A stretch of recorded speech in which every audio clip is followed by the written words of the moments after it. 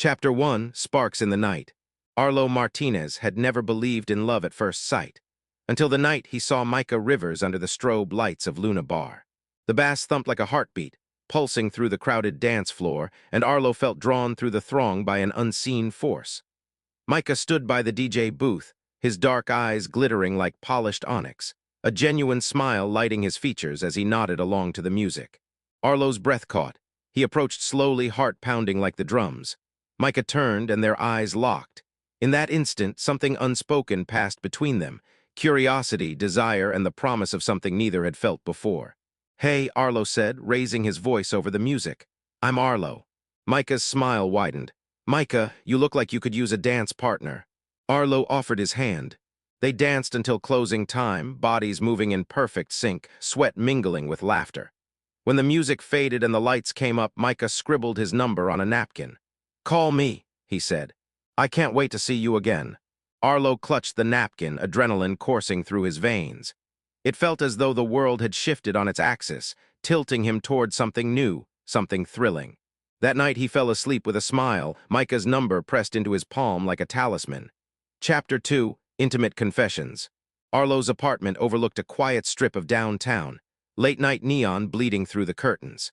He called Micah the next day, and their conversation stretched for hours, two souls discovering one another through words. They shared favorite books, family anecdotes, and childhood dreams.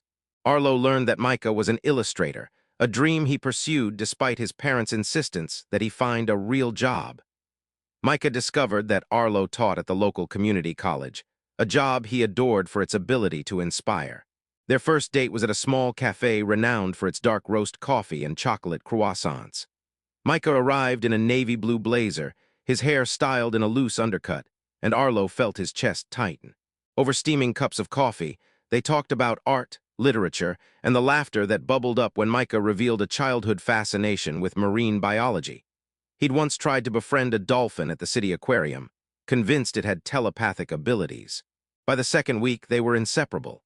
Early mornings became walks through the botanical gardens, afternoons turned into gallery trips, and nights ended with takeout pizza on Arlo's couch.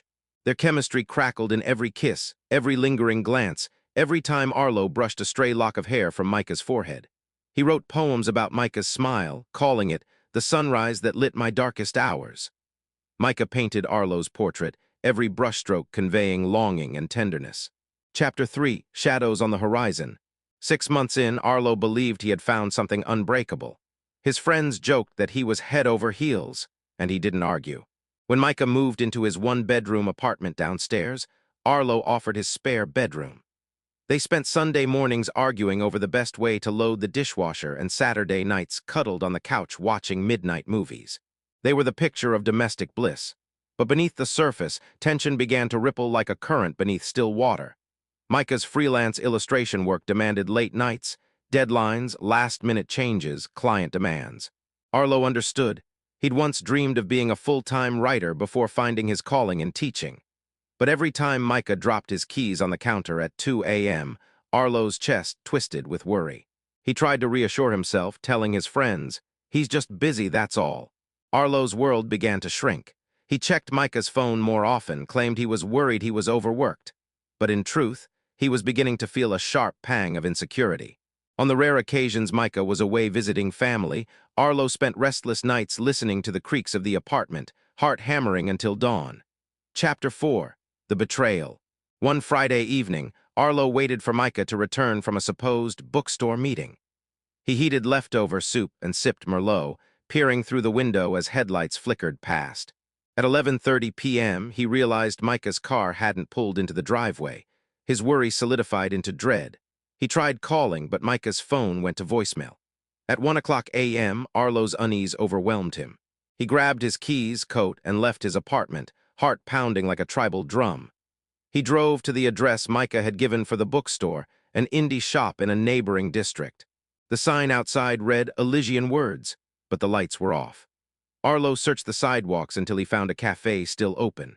He stepped inside, saw Micah at a corner table, leaning close to a man with olive skin and curly hair, someone Arlo had never met. The man's hand was on the small of Micah's back, his leaning posture intimate. Micah laughed at something the stranger said, and Arlo felt his chest constrict. He crossed the room, voice trembling. "Micah." Micah looked up, startled. The man's face shifted from amused to tense. "Arlo, what are you doing here?" Arlo felt tears stinging his eyes. "I was worried you didn't come home," he gestured toward the stranger. "Who is he?" Micah's face flickered. "This is Gage. He's a friend, an old acquaintance from when I was freelancing in New York." Gage's eyes narrowed. "We've been friends a long time, more than friends." Arlo's heart broke in shards. "You're cheating on me?" The words felt like acid on his tongue. Micah stood, the movie screen lights from the cafe casting shadows across his face. "Arlo, I..." But Arlo cut him off. He stumbled backward, spine hollowing. "Pack your things. Get out of my house." Before Micah could speak, Arlo turned and fled into the rainy night. Chapter 5, Fragments of a Broken Heart. The next morning, Arlo sat on the edge of his bed, the rancid smell of heartbreak thicker than coffee. He climbed into bed, wrapping himself in blankets, but sleep didn't come. Instead, he opened his laptop and scrolled through their photo albums, gallery visits, birthdays, candid selfies. Each image stabbed at him, reminding him of every time he'd believed in their future. Arlo's friends rallied around him. Ezra, his best friend since college, took him out to brunch. Jasmine, a fellow teacher, sent care packages of homemade cookies. But even their kindness could not fill the hollow ache. Arlo spent days drifting through the apartment, leaving dirty dishes, forgetting to water plants, avoiding his students. Micah's text landed in his inbox. "I'm sorry, can we talk?" But Arlo refused. He deleted the messages without reading them, as if erasing them would erase the pain. Chapter 6, A New Path. Weeks passed. The semester ended, and Arlo retreated to his childhood home for a summer break, 2 months in a small coastal town where the ocean sang lullabies. He wandered the dunes at dawn, letting the wind lash his hair and salt sting his eyes until exhaustion claimed him. In those solitary mornings, he discovered strength in silence, learning to breathe without Micah's laughter echoing in his mind. Arlo began writing again, poems about a sea that could both heal and devour. He scribbled in journals, collecting fragments of emotion. He studied old photographs of himself as a child, remembering the boy who believed in fairy tales, who had once thought love was simple. He realized love was never simple. It was messy, urgent, and sometimes cruel. One late afternoon, Arlo walked the boardwalk and stumbled upon a small art festival. He wandered among booths of paintings, sculptures, and pottery. One booth caught his eye, a series of watercolor pieces depicting stormy seas and serene horizons. The artist, a tall man with salt and pepper hair and gentle blue eyes, stood beside his work. He introduced himself as Finn Caldwell. "I like the way you capture emotion," Arlo said, nodding toward a painting of crashing waves. Finn smiled. "These storms remind me of heartache. I paint them because they remind me that even in chaos there's beauty." Arlo felt a spark of recognition, like an echo of something lost. They talked for hours, sharing stories of art, heartbreak, and hope. Finn was older, with a calm presence that made Arlo's chest unclench. He didn't ask too many questions, simply listening as Arlo spoke of the betrayal that had shattered him. By evening, the sky blazed pink and gold. Finn offered Arlo company for dinner at a nearby seaside cafe. Over seafood paella and white wine, Arlo felt laughter returning to his lips. For the first time since Micah, he tasted possibility rather than emptiness. Chapter 7, Forging New Connections. That summer, Arlo and Finn's friendship blossomed. They spent days painting together on the cliffs, Finn teaching Arlo watercolor techniques. Finn's gentle encouragement coaxed Arlo's creativity into full bloom. One morning on a wooden pier, Arlo set up his easel, hands trembling. He painted a sunset over the dunes, pinks melting into purples, while Finn worked on a mosaic made of sea glass. As dusk fell, Finn set aside his tools and approached. "Your painting, it's incredible." Arlo blushed. "Thank you, I never thought I could create something like this." Finn knelt behind him, fingertips brushing the same palette. "You have a gift." He paused, inhaling the ocean air. "I feel something between us, Arlo, but I want to move slowly if you're open to it." Arlo's heart fluttered. "I trust you." Their first kiss was hesitant, a soft brush of lips under a sky of stars. Arlo closed his eyes, remembering both the ache of betrayal and the warmth of forgiveness. They spent the night on the pier, wrapped in a blanket, sharing stories until dawn. Chapter 8. Confrontation and Closure. Fall approached, and Arlo returned to the city to prepare for his new semester. One crisp evening, Finn surprised him with dinner at the same cafe where they'd first talked.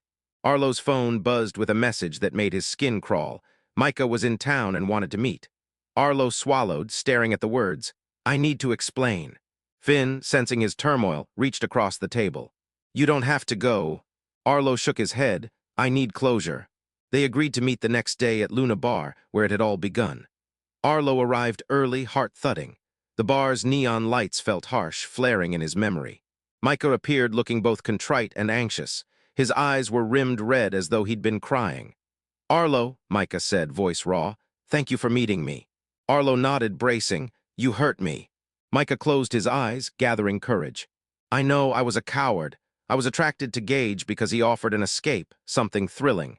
But being with him made me realize how empty it was without you. He wasn't you. I never should have hurt you. Arlo felt tears rise. I loved you. Micah's lips trembled. I loved you too, I'm so sorry. Arlo took a steadying breath. I don't know if I can forgive you, but I needed to hear why. Micah nodded, sorrow etched on his face. Take your time. I understand. They parted that night with a single hug. No promises, no lingering hopes, just an understanding that some wounds healed slowly, and some never fully closed. But Arlo felt lighter leaving, as though he laid down a weight he had carried too long. Chapter 9, Embracing New Love. Arlo crossed the street to find Finn waiting under a lamppost. Finn wrapped him in a hug and Arlo felt his heart relax. He told Finn about the meeting, about Micah's apologies and his own tears. Finn held him silent. I'm proud of you. Arlo nodded against Finn's chest. I felt it, closure, but also freedom. In the weeks that followed, Arlo and Finn's bond strengthened. They collaborated on a joint art exhibit, Arlo's paintings paired with Finn's mosaics, titled Storms and Horizons. On opening night, crowds murmured admiration as they walked through the gallery hand in hand. Arlo's final piece depicted a phoenix rising from a shattered mirror, a symbol of rebirth from heartbreak. When the exhibit closed, Finn took Arlo to the rooftop of the gallery. City lights twinkled below as wind tumbled through their hair. Arlo, Finn said, voice steady, you've given me so much, your trust, your love, your art. I want to share my life with you. He pulled a small velvet box from his pocket and opened it to reveal a simple ring fashioned from sea glass and gold. Arlo's eyes filled with tears, tears of joy, of gratitude, of the journey that brought him here. He nodded, voice trembling, yes, 1,000 times yes. They kissed, sealing a promise made not in ignorance of the past, but in celebration of every scar that shaped them, every heartbreak that taught them to love again. Chapter 10, Ever After's Beginning. Years later, Arlo and Finn's home overlooked the ocean, a large window framing sunrise each morning. Their art studio filled with canvases and mosaics. Arlo taught part-time at the community college, and Finn ran a small gallery downtown. Their relationship was built on honesty, respect, and the knowledge that love required both vulnerability and courage. One autumn evening, they hosted a celebration